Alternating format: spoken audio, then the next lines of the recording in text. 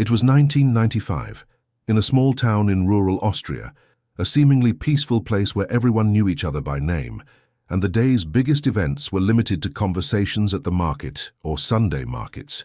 It was there that the silence of routine was shattered by a disappearance that, at first glance, seemed like just another banal incident. Anna Müller, a 16-year-old girl, didn't return from school.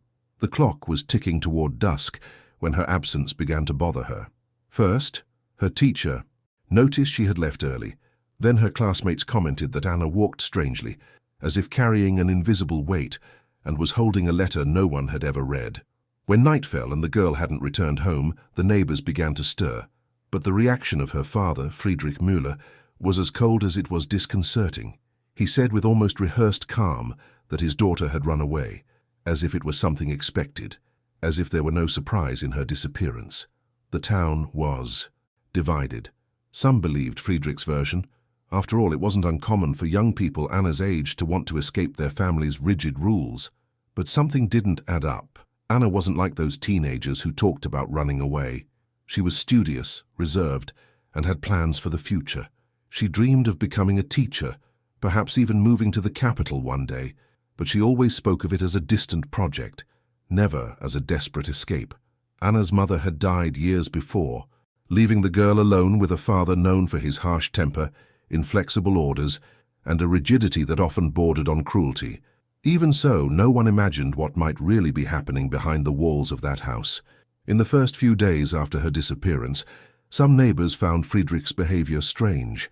He didn't cry, show concern, organize a search, or call the police for help. On the contrary, he seemed determined to put the matter to rest.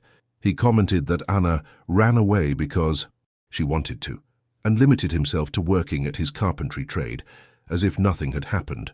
Most disturbingly, shortly thereafter, he began making renovations in the basement, always at night when no one was passing by. The dull taps of the hammer, the muffled sounds of saws, and the dragging of wood aroused the neighbors' curiosity. But whenever anyone asked, he gave vague answers, saying he needed to reinforce the house's old structures. As the months turned into years, the town seemed to forget Anna.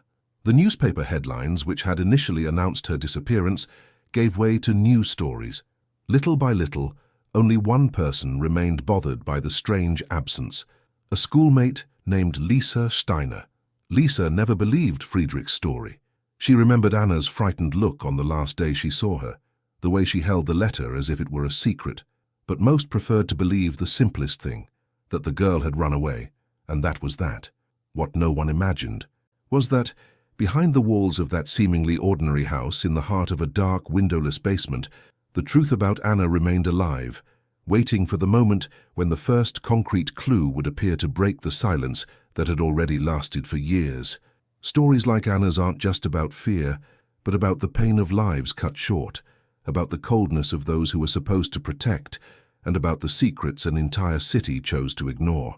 Those here now aren't just spectators. They're people who feel every detail, who thrill with the mysteries, who are captivated by the twists and turns, and who understand the importance of uncovering the truth behind each disappearance. This community was born for this, to tell these stories intensely, without cuts or cold versions, showing how everything really happened. So come with me, be part of this family that won't let these voices be forgotten. Hit the subscribe button, like, and let's dive together into each new case that's yet to come.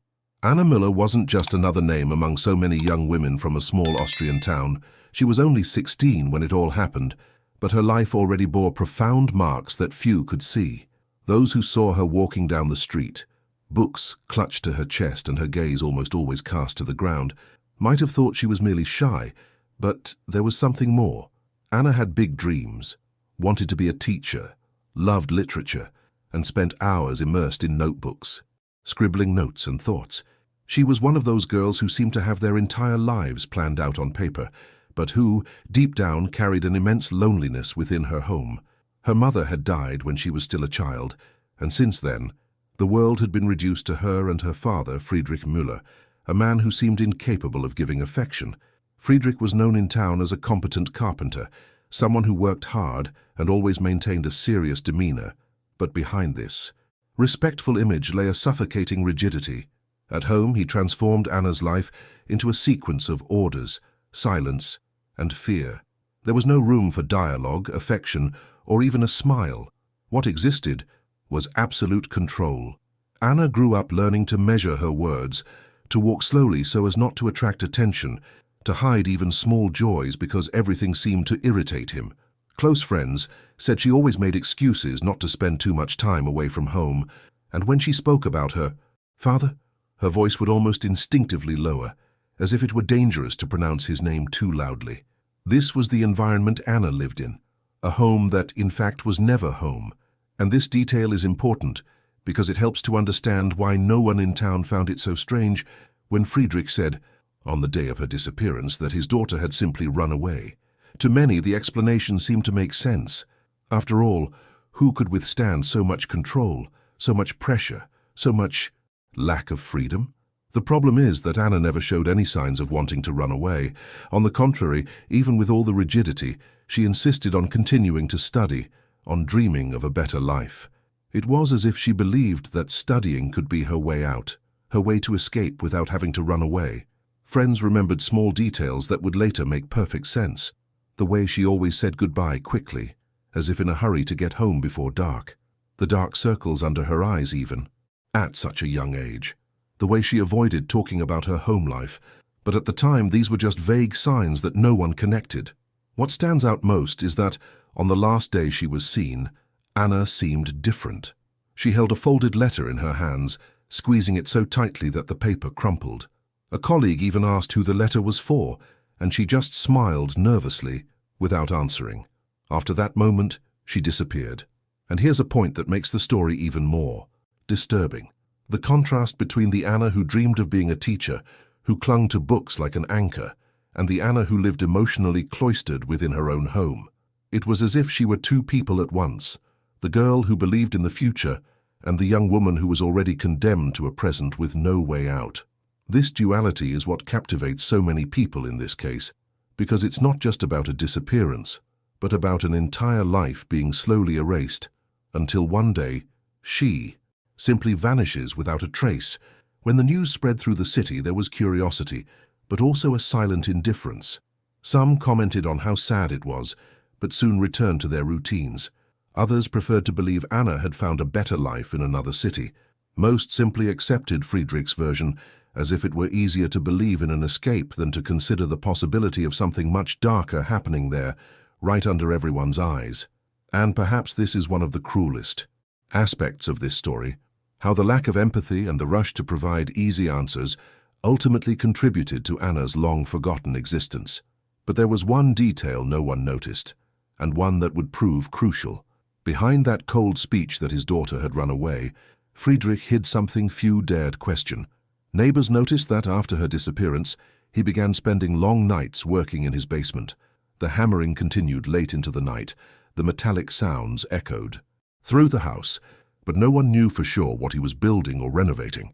When questioned, he gave vague answers, saying he needed to reinforce the beams or that he was organizing old tools.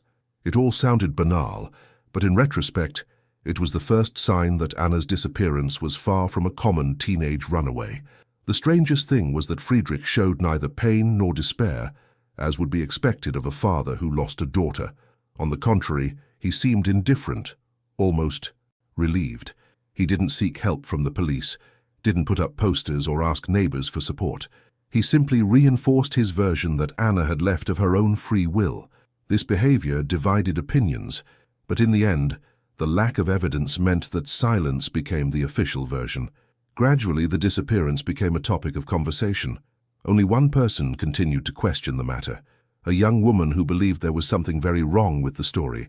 And it is precisely when it seems that everything is being forgotten, when time begins to erase the details and the questions remain unanswered, that a small clue unnoticed by everyone begins to take shape, opening a new door to the mystery that was just beginning. At first, it all seemed like a lost detail amidst the many versions circulating about Anna's disappearance. But there's always that moment when a small gesture, a seemingly insignificant memory, begins to shine like a clue no one had paid attention to. This was the case when Lisa Steiner, Anna's former schoolmate began to clearly remember the last day she saw her. It wasn't just the crumpled letter in her friend's hands that bothered her, but the look in her eyes. Anna didn't seem to be running away from home. She didn't have that expression of someone breaking free from something. On the contrary, her eyes conveyed fear, as if she knew something inevitable was about to happen. This memory, which seemed vague to many, was the first spark of suspicion that would never leave Lisa alone again.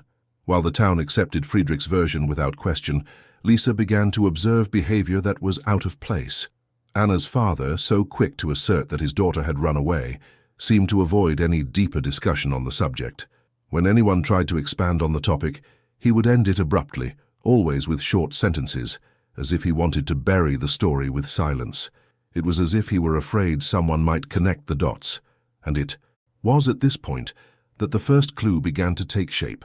No one ever found the letter Anna was carrying on the day she disappeared. She simply vanished, without record, without trace, without explanation. This detail, which could easily have been ignored, aroused even more suspicion in Lisa.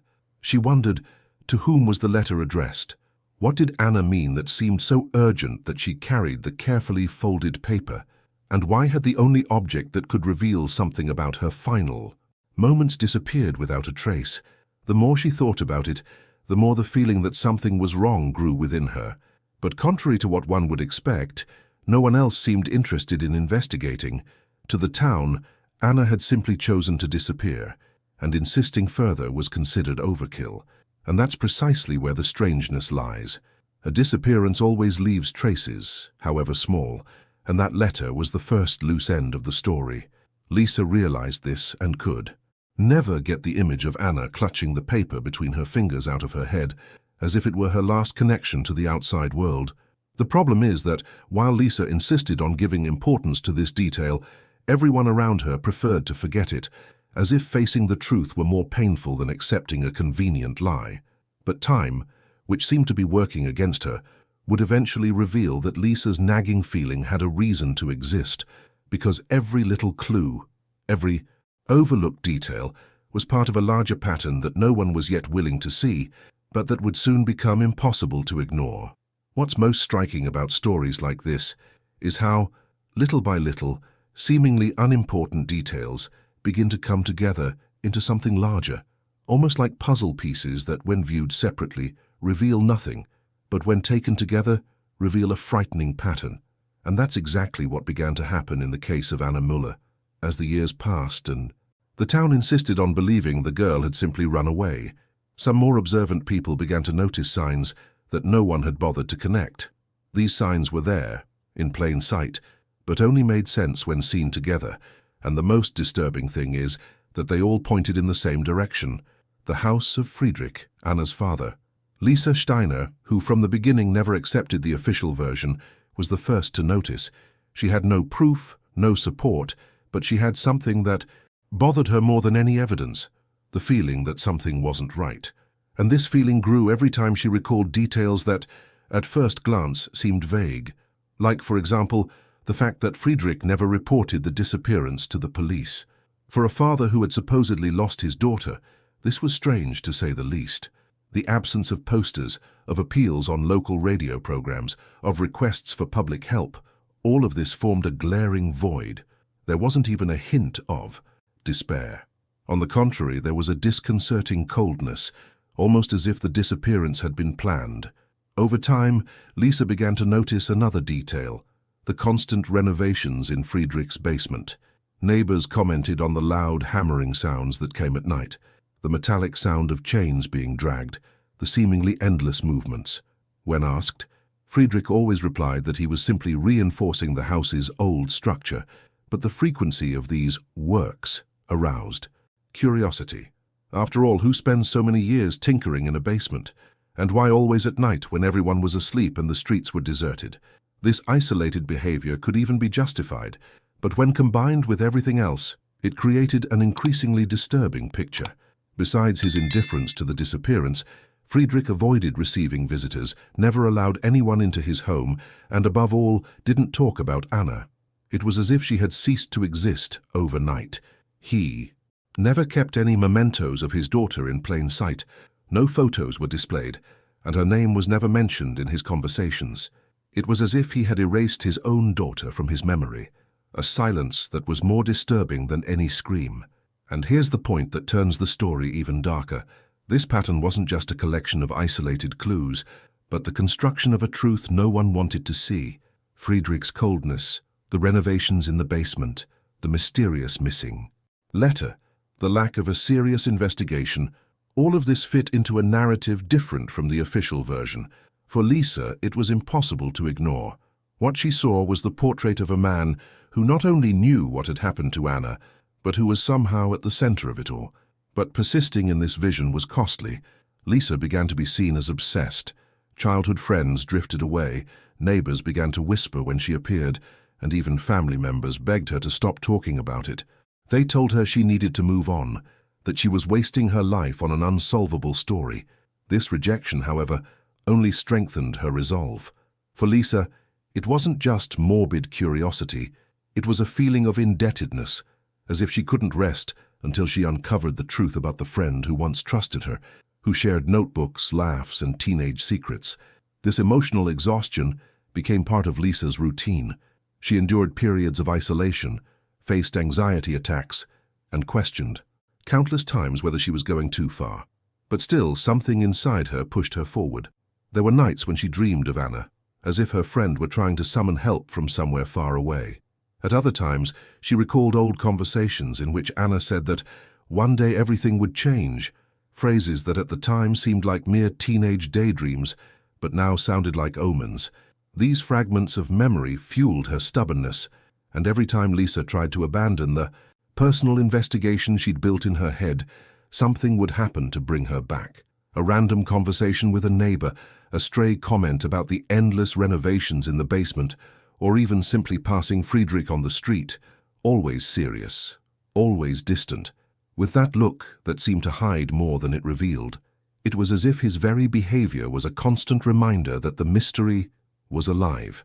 And perhaps this is the most disturbing aspect of this entire story. The way the truth can hide in plain sight, protected by collective silence and a lack of courage to confront the obvious.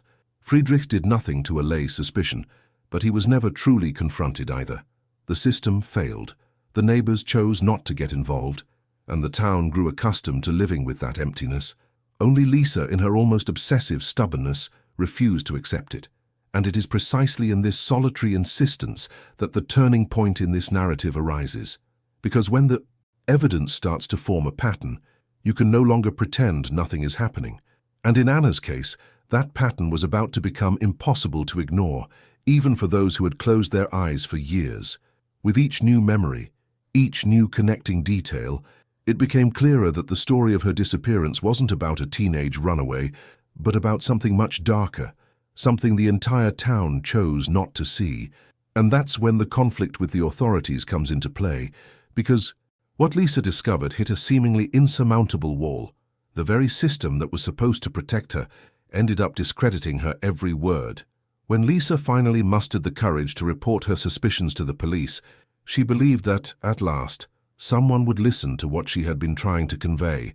But that was precisely when she ran into one of the most cruel obstacles in this story: the authorities' distrust. Anna's disappearance was no longer news. It had become a thing of the past.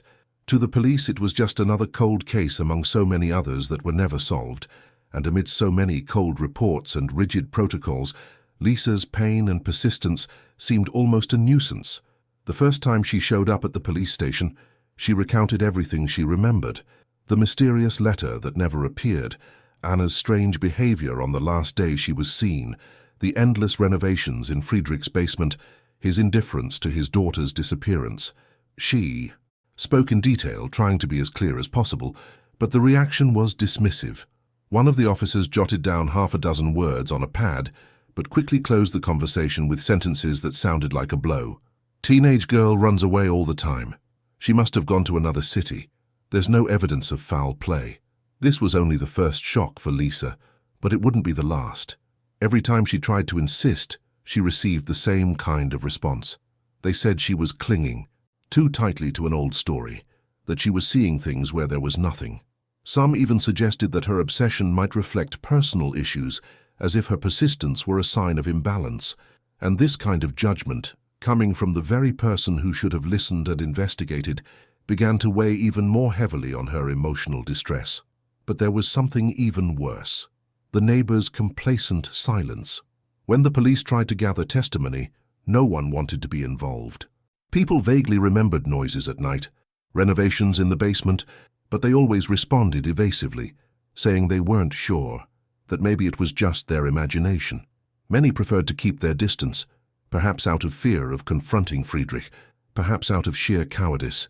The result was that every lead died before it even began. Lisa felt like she was fighting against an invisible wall, where all her efforts were crumbling into discredit. This conflict with authority wasn't just a bureaucratic barrier. It was a huge psychological burden. Imagine dedicating years of your life to a truth that seems to scream inside you, and when you finally find the courage to speak, being treated as someone who exaggerates or makes things up. For Lisa, this was almost torture. She would return home feeling small, discredited, yet still unable to abandon that conviction. Because deep inside her, there was an indelible certainty. Anna didn't run away.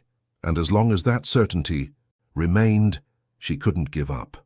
With each denial, each look of disbelief, her indignation grew. Lisa realized the police didn't want to complicate matters. It was easier to believe the story of a teenage runaway than to open an old case that could expose institutional flaws.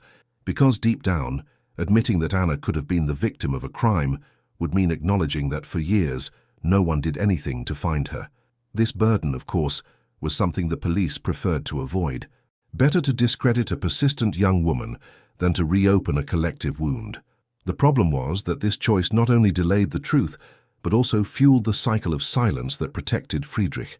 The man went about his life normally, undisturbed, while Lisa was the only one bearing the stigma of being obsessed. In a small town, this weighed heavily.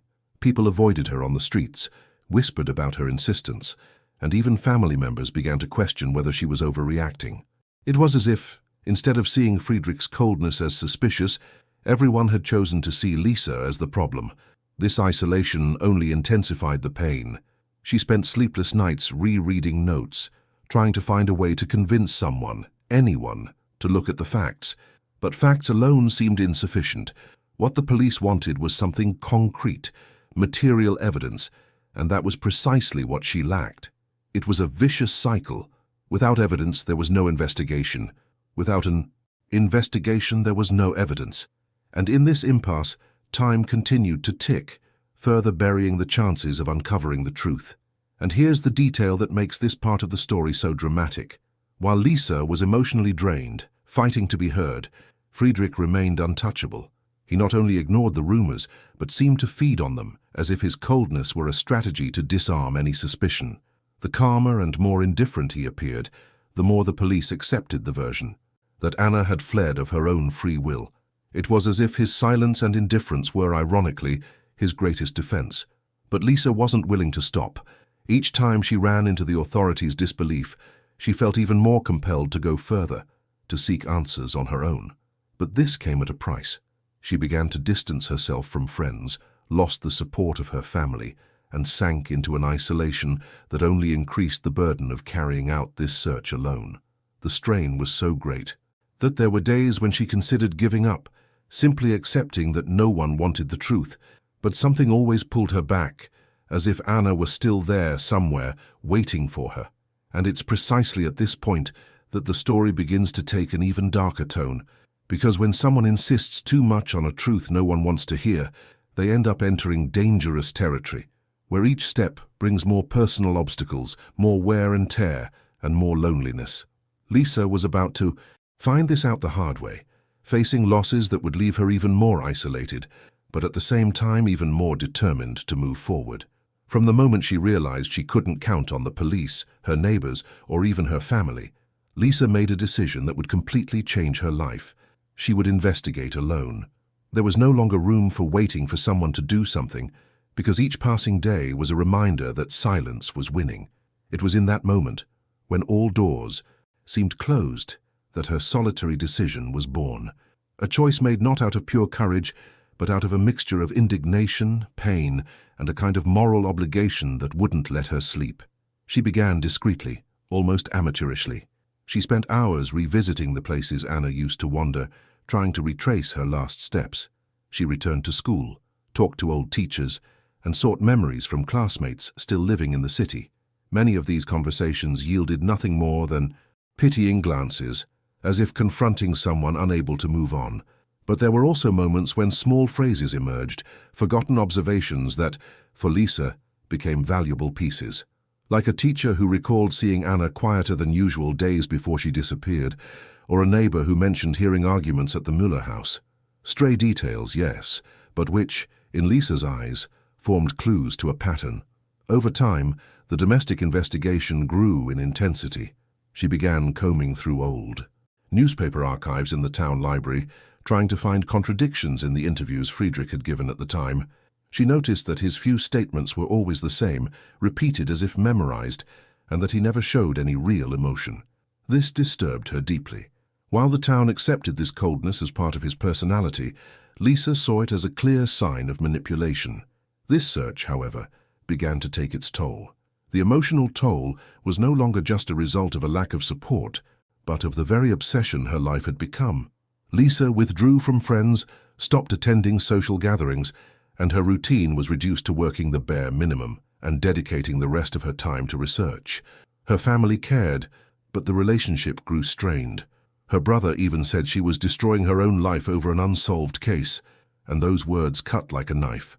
But at the same time, they reinforced her stubbornness. It was as if no one could understand the weight of it, and the weight grew heavier each night. There were days when Lisa dreamed of Anna, always trapped in dark places, crying out for help. These dreams woke her sweaty, breathless, with the real feeling that her friend was still alive somewhere, waiting to be found. Other times, she woke silently, with an emptiness that made her wonder if she was going mad. But even on the worst days, something kept her from stopping.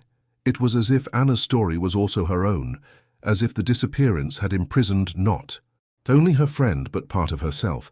This solitary decision also carried concrete risks. On a few occasions, Lisa crept too close to the Müller house, trying to discreetly observe Friedrich's movements. He was older now, but still carried an intimidating presence. One day he caught her looking at the house and simply stared for long seconds without saying a word. The silence of that gaze was more frightening than any threat, and Lisa returned home with the feeling she was being watched. Still, she didn't back down. Every time she approached the basement, her heart raced, but with it came the certainty that she was on the right path. Isolation, pressure, and scratches began to accumulate like invisible scars. Lisa began to live in constant alert, as if waging a silent war against something no one else could see. This state of vigilance left her exhausted, but at the same time, it kept her grounded. Because in her mind, giving up would mean abandoning Anna forever. And that was a weight she simply couldn't bear. Gradually, however, the strain began to take its toll. She lost her job due to excessive absences, her friends drifted away, and even her family reduced contact. Lisa was left alone, sustained only by the strength of her own conviction. Many would call it madness, but for her it was purpose. It was the reason to carry on. This loneliness, paradoxically, became fuel. The more isolated she became, the deeper she delved into the investigation, as if there were no turning back. And it was precisely in this state, amidst emotional chaos and near-complete isolation, that the portrait of the true antagonist began to take shape. Because each new memory, each detail uncovered, pointed to the figure of Friedrich Müller, the man who in the eyes of the town was merely a serious and reserved carpenter, but who in the shadows hid something monstrous. An antagonist, seemingly banal, yet capable of keeping a secret for years that would forever change the lives of his daughter and everyone around him. And it was at that point that Lisa understood that her fight wasn't just against silence, but against a real enemy, someone who seemed unattainable. Friedrich's figure began to haunt her every step, and the line between investigation and real danger grew ever thinner, because peering too deeply into his life could bring consequences Lisa wasn't yet prepared to face. Friedrich Müller's portrait, in the eyes of the town, has always been that of an ordinary man, a hard worker, a dedicated carpenter, someone who rarely got involved in gossip or local parties. The neighborhood saw him as a rigid, serious, yet respectable figure, But behind this ordinary facade lurked something much darker. His meticulous routine, his cold stares, and his inability to show emotion were signs of a darkness within him that no one wanted to see. And perhaps that was precisely what made him so frightening. The banality of a seemingly normal man who, in reality, carried a monstrous secret within himself. Within his own family, Friedrich was described as authoritarian, a man who brooked no criticism. Anna grew up under this burden. Since her mother's death, he assumed not only the role of father figure, but also that of emotional jailer. Nothing she did was enough. No achievement was worthy of praise. Her high grades in school were met with silence. Her dreams of becoming a teacher were dismissed as nonsense. Friedrich didn't beat his daughter in public, but his violence was more subtle and perhaps even more cruel. Psychological, constant, suffocating. He made her believe she was alone in the world, that no one cared, that her life was entirely in his hands. This image of a respectable man was one of the reasons Anna's disappearance was never thoroughly investigated. The police, as well as the neighbors, readily accepted the idea that a teenager could simply have run away from home. After all, there was no clear evidence of foul play, and Friedrich maintained a calm, almost indifferent demeanor. But this coldness was what drew the most attention. Losing a daughter doesn't act indifferently, and his calculated silence seemed to hide more than it revealed. Over time, neighbors began to notice strange behavior. Friedrich would spend entire nights in the basement, hammering, sawing, and moving heavy objects. The excuses were always the same: renovations, old structures, necessary repairs, and since no one dared confront him, the mystery grew silent. Those walls that hid Friedrich's secrets became part of the landscape, a strange detail everyone preferred to ignore. And this is where his wickedness reveals itself even more clearly. Friedrich wasn't just a cold man, he was someone capable of manipulating an entire community. He used his image as a lone worker as a shield, and the more discreet he appeared, the less suspicious people became. Only Lisa, with her uneasy insistence, dared to question him. But even she, in her darkest moments, wondered how someone so ordinary could hide something so monstrous. This was the contradiction that tormented her, the ordinary facade and the terrible secret that seemed to pulse behind it. And this contradiction only heightened the feeling that something even more disturbing was lurking. Because while Friedrich kept the town asleep with his cold and calculated version, Lisa was about to discover that this story wasn't just about a young woman's disappearance. The hardest blow was yet to come, and it would hit directly the one she least expected. Friedrich Müller always knew how to hide behind banality. This was his greatest trick, appearing to be just another ordinary man. He walked the streets of the small town as if nothing had happened, curtly greeting everyone he met and maintaining his carpentry trade without any major changes. But it was precisely this disguise of normality that made him all the more frightening, because, inside his home, he was no longer just the strict and distant father everyone knew. He was his own daughter's jailer. In the damp, dark basement, Friedrich created what would be the stage for one of the cruelest and most prolonged captivity imaginable. Windowless, with thick walls that muffled every sound, the space was adapted with sickening precision. He built reinforced doors, layers of insulation, and arranged the place so that no one would ever suspect what was inside. During the day, Friedrich lived as if he were any man, but at night in the silence, he would descend the stairs and assume his true face. For Anna, the first few days in that basement were pure despair. She tried to scream, tried to escape, begged, but soon realized she was completely at her father's mercy. Friedrich kept her under constant surveillance.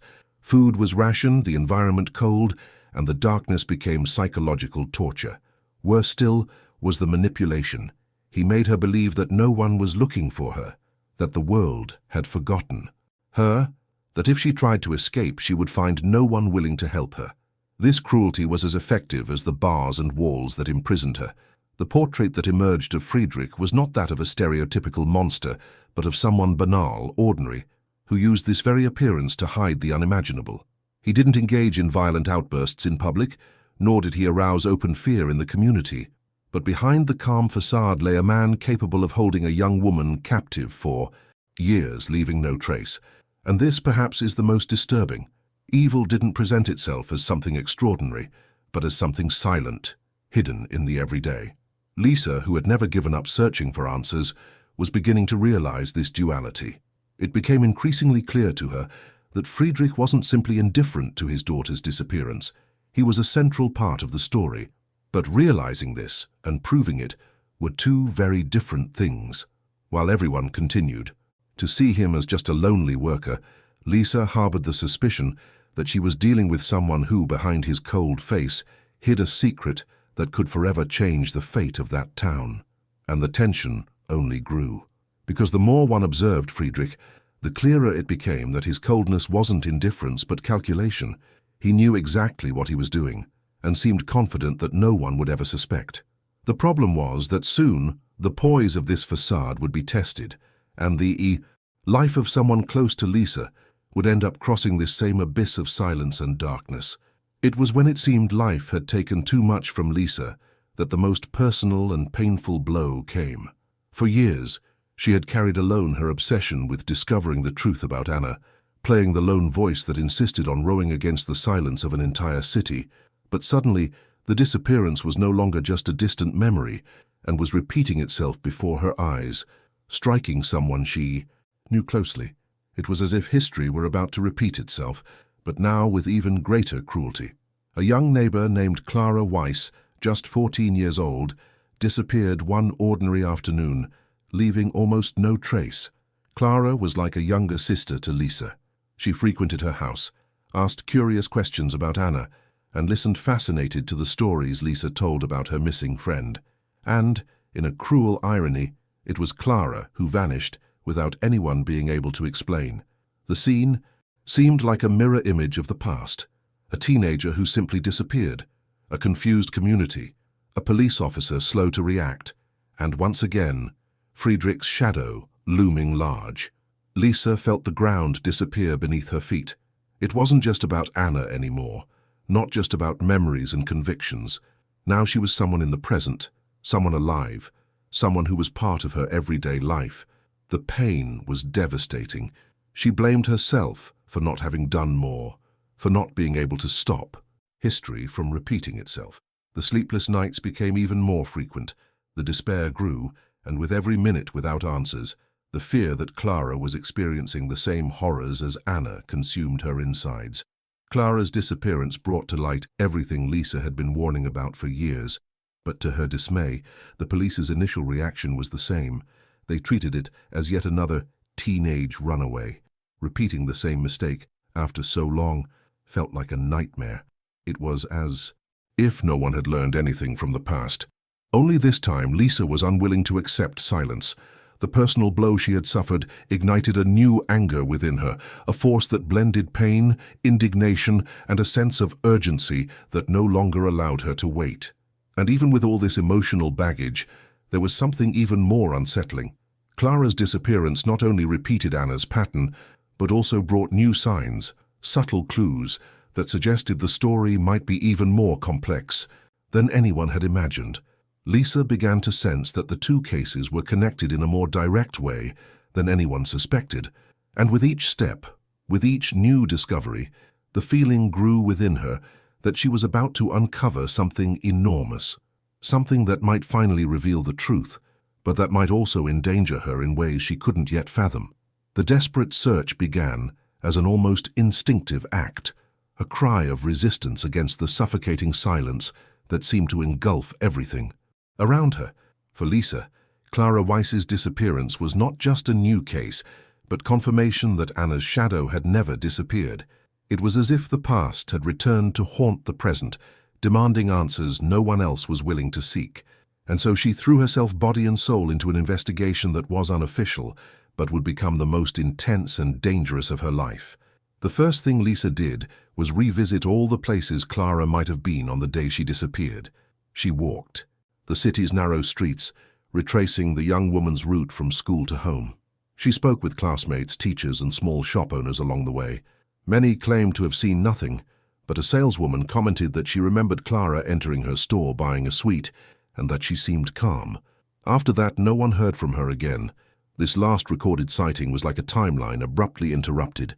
Determined not to repeat the mistakes she'd made with Anna, Lisa began recording everything. She bought notebooks, drew maps by hand and marked schedules, reconstructing Clara's every step that day. She used colored tape to differentiate confirmed information from conjecture, as if she were a makeshift detective assembling a research panel in her own bedroom. With each new piece of information, a piece was added to the puzzle, but the final picture remained blurry, incomplete, and almost unreachable. One of the most striking points was the proximity of Friedrich's house to Clara's path. Just as had happened years before with Anna, there was a disturbing coincidence. Clara was last seen just a few meters from his house. This struck Lisa as more than a detail. It was a repetition, a pattern she couldn't ignore. But once again, the police refused to consider the hypothesis. They claimed there was no concrete evidence and that Friedrich was just an old man, incapable of committing something so elaborate. Frustrated, Lisa decided to take a riskier step. She began observing Friedrich's house more closely, noting times, lights that turned on and off, sounds that escaped the walls during the night. Once, she distinctly heard a dragging noise coming from the basement, a metallic sound that made her freeze. But when she shared this with the authorities, he once again received only looks of disbelief. It was as if she spoke a language no one was willing to understand, and it was at that moment that Lisa realized she needed to go further. She managed to retrieve security camera footage from a store near Clara's route. She spent entire nights watching the footage, fast-forwarding and rewinding frame by frame, until, during one of these rewatches, she noticed something almost imperceptible. Clara was walking down the sidewalk, and for a split second in the background, a man's silhouette appeared in Friedrich's window. The face wasn't visible, but the coincidence was too unsettling to ignore. The search intensified. Lisa began interviewing older residents, trying to uncover memories that might have been forgotten. An elderly neighbor said that years ago he had also heard strange sounds coming from the Mueller's basement, but never wanted to get involved. A former neighbor reported that, around the time of Anna's disappearance, she had noticed Friedrich bringing boards and tools into the house at unusual times. These accounts weren't formal proof, but for Lisa, they were confirmation that the pattern had been there all along, and only those who didn't want to see it could miss it. Each discovery brought relief and at the same time more anguish, because the more she connected the dots, the more convinced she became that Clara was alive, and that perhaps she was suffering the same cruel fate Anna had faced. This conviction kept her grounded, but it also gnawed at her. There were nights when Lisa would sit on the bedroom floor, surrounded by maps and notes, and feel the unbearable weight of responsibility. It was as if Clara's fate depended solely on her, and it crushed her, and yet giving up wasn't an option. With each new clue, Lisa returned to the streets, returned to the records, returned to the uncomfortable conversations with neighbors she'd rather forget. It was an exhausting cycle, but also addictive. The desperate search became the only thing that gave her life meaning, because deep down, Lisa knew she was getting closer and closer to something big, something that could finally break through the wall of silence surrounding the city. But the proximity of the truth also brought risks. With each night spent observing Friedrich's house, the feeling grew that he knew he was being watched. Quick glances, subtle movements, a light suddenly turned on in the middle of the night. Everything seemed to indicate that the silent war between them had intensified. Lisa was no longer just a pesky onlooker. She was becoming a direct threat to the man who for years controlled the town's most terrible secret. And that tension soon boiled over. Because the deeper Lisa delved into her search, the clearer it became that she was tapping into something the system itself seemed unwilling to reveal. With each step, she not only got closer to the truth, but also to an even greater frustration, discovering that even with all the clues in hand, the authorities would continue to ignore the obvious. Just when Lisa thought she was finally about to break through the wall of silence, the cruelest part arrived. The frustration of realizing that even with evidence, the police were unwilling to act. It was as if each new lead was sucked into a black hole of discredit. She brought reports, maps, neighbors' testimonies, camera footage, everything she could gather through her own efforts. But to the authorities it seemed like nothing more than worthless paper. The answer was always the same. There's no concrete evidence of a crime. Lisa once spent an entire night combing through security footage from a small grocery store near Clara's route. She found footage of the girl walking, and in Friedrich's window the shadow of a man appeared, watching the street. For anyone with even a modicum of investigative skills, that would have been enough to raise suspicions. But when she presented the footage to the police, she heard only, "The quality is poor, there's no evidence to back it up, this won't hold up in court." It was like being punched in the gut.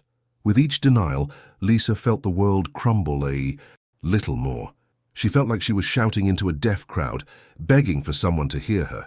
But all she received were cold stares from complacent bureaucrats and police officers. It was as if the entire system had been built, not to seek the truth, but to prevent it. And the worst part was that time was running out. Each day that passed without answers increased the chance that Clara would suffer the same fate as Anna. Endless captivity under everyone's eyes. This indifference wasn't just neglect. Little by little, Lisa began to sense something more. The town seemed afraid to confront Friedrich. Some police officers were long-time acquaintances, neighbors who grew up with him, people who preferred to maintain a semblance of calm rather than dig into such a disturbing secret. It was easier to believe that teenagers were running away from home than to accept that, for decades, a man had hidden his own daughter in a basement. This collective choice to forget turned Lisa's every step into an unequal battle. The emotional impact of this was devastating. She was no longer sleeping well, living on coffee and cigarettes, surrounded by stacks of notes that no one took seriously. When she tried to talk to family members, she received lectures telling her to let go of the past. Friends, the few that remained, told her she was ruining her own life. Until one day, upon hearing the phrase, "There's nothing to be done," once again, Lisa exploded. She cried in front of the police, begged and screamed that they were letting another girl be buried alive. And yet she left empty-handed. This constant frustration began to corrode not only her mind but also her body. The deep circles under her eyes, the pronounced thinness, the trembling in her hands, all betrayed someone who was being consumed from within. But paradoxically, it was this very pain that kept Lisa going. Because the more the system failed, the more she became convinced she had to keep going. It was as if the police's negligence was the final proof that something big was hidden. What Lisa perhaps didn't imagine was that soon she would no longer be alone. Her despair would begin to find an echo in other voices, and unexpected forces would emerge to break through the wall of silence that until then seemed insurmountable.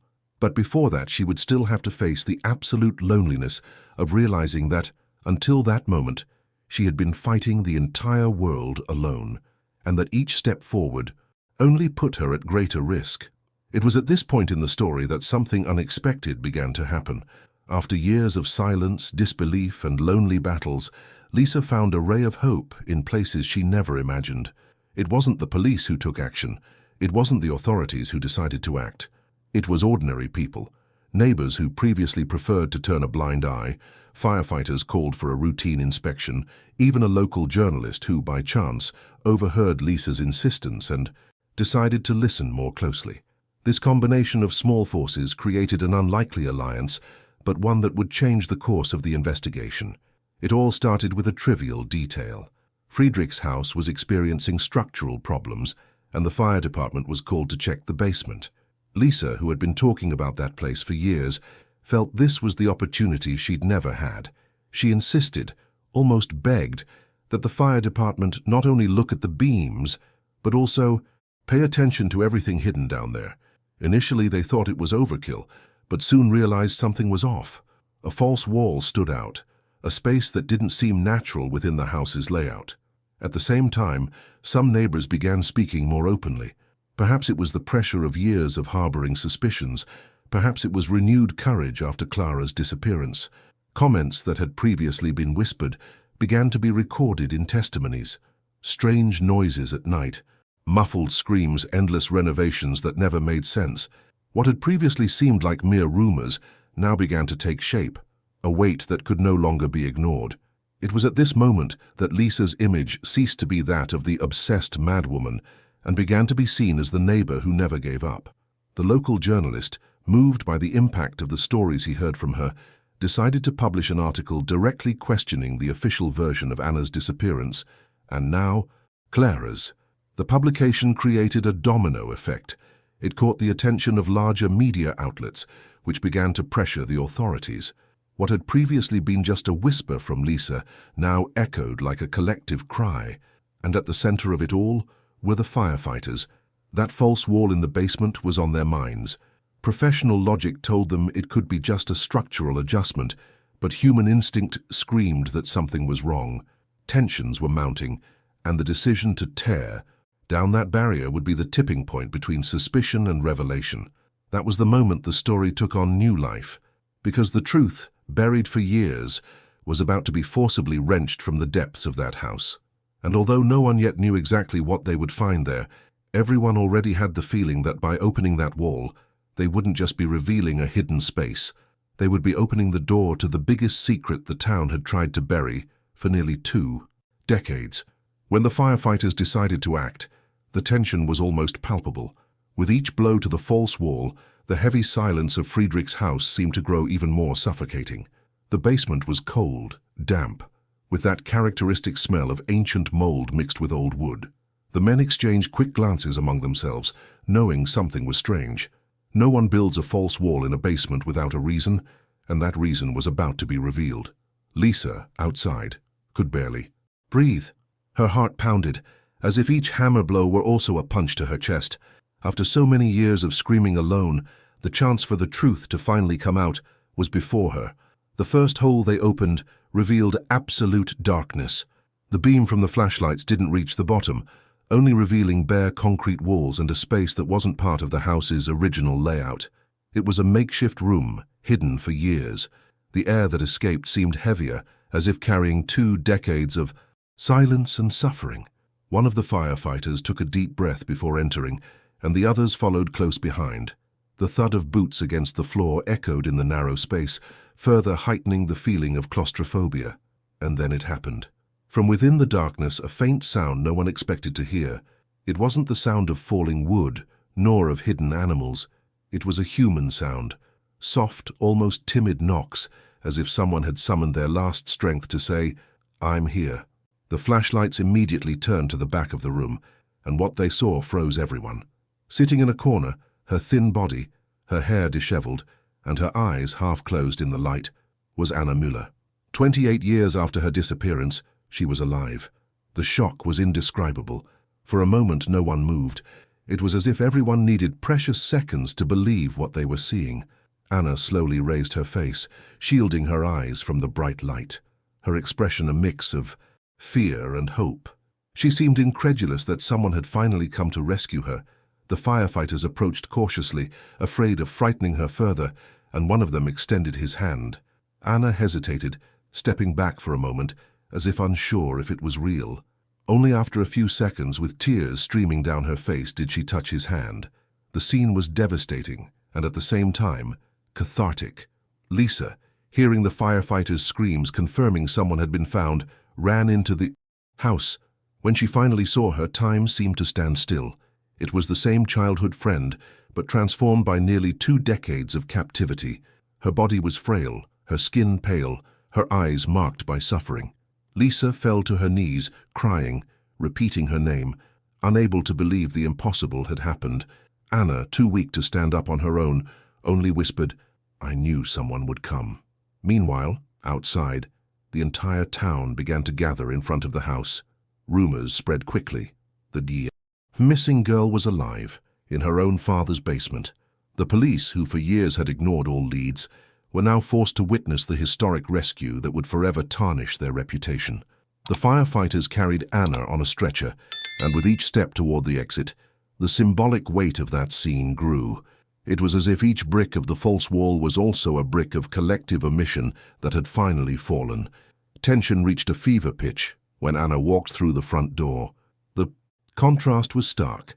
After 18 years without seeing daylight, she blinked against the bright sun, gasped for fresh air, and left behind the captivity that had consumed her for nearly half her life. The silence of the watching crowd was broken by tears, screams of astonishment, and even pleas for forgiveness from those who had once chosen not to believe. That moment wasn't just the climax of the story. It was the explosion of all the emotions accumulated over the years. The pain, neglect, loneliness, and silence gave way to the catharsis of rescue. But along with the relief, a new wound was also born. The knowledge that all of this could have ended much sooner if only someone had listened to Lisa from the beginning. And as Anna was brought to safety, there was still one question that hung in the air, heavy, suffocating, impossible to ignore. What exactly had she lived inside that basement for all these years? The outcome of that story was not just a moment of rescue, but a collective shock that shook the entire city. When Anna Miller emerged from the basement where she had been imprisoned for 18 years, the air seemed thicker, as if everyone needed to breathe for her.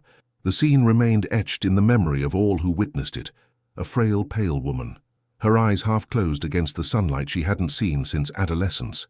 It was life's reunion with the outside world, but also the materialization of nearly 2 decades of horror that no one had dared to face. At the hospital, the doctors were surprised by her condition. She was weakened, showing signs of severe malnutrition, but still conscious. When she regained her strength, she began speaking in short sentences, as if each word was an effort. She talked about the constant cold, the rationed food, the feeling of being buried alive in a windowless space. But what was most shocking was her account of Friedrich's psychological manipulation. He convinced her, day after day, that the outside world had forgotten her. He said no one was looking for her, that even her neighbors believed she had run away and would never return. This mental torture was even more devastating than the concrete walls surrounding her. For Lisa, who had been following everything closely, the reunion with Anna was both a victory and an unbearable pain. Victory because she proved to everyone that she wasn't crazy, that her suspicions were well-founded from the start. Pain because Anna's life was silently destroyed, and no personal conviction could bring back those years. The two embraced, crying like teenagers reunited after school, but knowing that nothing would ever be the same again. Lisa bore the emotional scars of her lonely struggle, while Anna bore the physical and psychological scars of a captivity that had stolen almost half her life. The town, once so indifferent, was now forced to face its own guilt. For years, neighbors had heard hammering in the basement, witnessed Friedrich's strange behavior, and yet still chosen silence. Now faced with the truth, everyone wondered how they could have turned a blind eye for so long. Outrage spread quickly. The police, who ignored Lisa's warnings, were the target of protests and harsh criticism. Television programs, newspapers, and even international channels began reporting on the case, exposing the authorities' negligence and the monstrosity hidden behind the facade of an ordinary man. Friedrich Müller was arrested on the same day Anna was rescued. The image of him handcuffed, descending the stairs of the very house he used as a prison, became a symbol of the collapse of a lie sustained for 18 years. For the community, the revelation was a profound shock. The reserved carpenter, respected by many, was responsible for one of the most cruel crimes ever seen in that region. The contrast between the normality of his public life and the brutality of his private life left everyone in disbelief. But as much as prison brought a certain sense of justice, nothing erased the weight of the story. The outcome wasn't a happy ending, but a possible ending. Anna was free, but she would never be the same. Her walk in the sunlight was a gesture of liberation, but also a reminder of all she had lost. Each step was accompanied by the heavy silence of someone who knew freedom had come too late. Still, there was something transformative about that moment. For the first time in almost 2 decades, Anna could breathe the fresh air, look up at the sky, feel the wind on her face. Small details that would go unnoticed by anyone else were an immense experience for her. And by her side was Lisa, the friend who never gave up, who endured discredit, humiliation, and isolation to keep the search for truth alive. Their reunion was not just personal, it was symbolic. It represented the victory of persistence over silence, of courage over omission. The catharsis of that outcome spread throughout everyone. The tears were not just of happiness but of regret. Neighbors who had previously considered her obsessed now apologized. Authorities, cornered by the repercussions, tried to justify years of neglect. But none of this changed the essential. Anna was alive, and that in itself was a victory against oblivion. And in the end, what remained was the certainty that scars would always remain. Lisa would never forget the struggle against indifference. Anna would never free herself from the weight of stolen years. But in that embrace, in that breath of fresh air, there was also proof that even after the longest darkness, life always finds a way to emerge. Her freedom didn't erase the past, but opened the chance for a new beginning. And for everyone watching, that scene was more than a conclusion. It was a reminder that evil can hide behind normalcy, but the truth one day always finds a way to come to light. The silence after the rescue was almost as deafening as the years of muffled noise inside that basement. Anna Müller was free, but freedom had a strange flavor, difficult to describe. To those watching from the outside, it was a victory. For her, it was the beginning of a journey filled with invisible scars. At the hospital, doctors spoke of physical recovery, but no one knew how to treat the ghosts that would haunt her forever. The trauma of nearly 2 decades in captivity doesn't disappear with the opening of a door. It settles in the soul, shaping the way she breathes, sees, and trusts. Lisa, who had finally been recognized as the woman who never gave up, now felt a strange emptiness. She had been right all along, but this didn't bring peace. On the contrary, it brought the bitter realization that things could have been different. If the police had acted, if the neighbors had spoken out, if the authorities hadn't preferred silence, Anna wouldn't have lost 18 years of her life. This reflection weighed heavily on everyone, but especially on Lisa, who carried on her shoulders both the joy of victory and the pain of knowing she was too late. The city, in turn, was in shock. The case made international headlines, spawning documentaries, news reports, and debates about institutional failures. Everyone wanted to talk about the horror she had experienced hidden in plain sight, but the truth is, their gazes carried guilt. The same people who had previously called her obsessed, who ignored the noises from the basement, now wept in front of the cameras. The hypocrisy of collective regret was evident, but Anna had no strength to point fingers. She just wanted to learn to live again. Friedrich Müller's trial was swift. The evidence was irrefutable, but the man, even handcuffed, remained cool until the end. He didn't cry, didn't apologize, didn't show remorse. For many, this was the most disturbing thing of all, realizing that someone so banal, so seemingly ordinary, could hide such monstrosity without ever revealing a crack in his mask. Friedrich was convicted, but the sense of justice didn't erase the pain. No sentence could restore Anna's youth, nor erase the nightmares that would haunt her forever. And that's the end of this story, if we can even call it an end. Because, although Anna was rescued, her life would never return to the way it was. Every reunion, every step taken outdoors, every attempt to smile carried with it the weight of what was lost. Lisa remained by her side, not as someone who had won, but as someone who knew the battle didn't end with the rescue. The two, united by the past, continued trying to build a possible future. Anna's case became a symbol, a warning about how evil can lurk in the least expected places, about how indifference can be as cruel as the crime itself, and about how the persistence of a single person can change the fate of another. But above all, it was a story of scars. Scars that don't disappear, but which, paradoxically, also carry the power to remind us that the truth, no matter how buried, always finds a way to surface. Stories like this show that truth always finds a way out, even when it seems buried in silence. Today you've immersed yourself in a true narrative, felt the weight of fear, the tension of waiting, and the impact of a rescue that seemed impossible. And if this story has captivated you this far, it's because it awakened something within you, that same desire for justice, for answers, and to see courage overcome silence. That's exactly what I deliver in every video. Intense emotions, details that make a difference, and stories that deserve to be told as they truly happened. Now you can be a part of this in an even bigger way. By liking and subscribing, you help keep this flame alive, so more people can discover these stories and feel what you felt today. And I want to see you in the comments right true, because that is what moves every detail of these narratives. And most importantly, the next video is already on screen, and I can guarantee it will keep you hooked even more with twists and turns you couldn't even imagine. So stick with me, because what's to come will move you even more.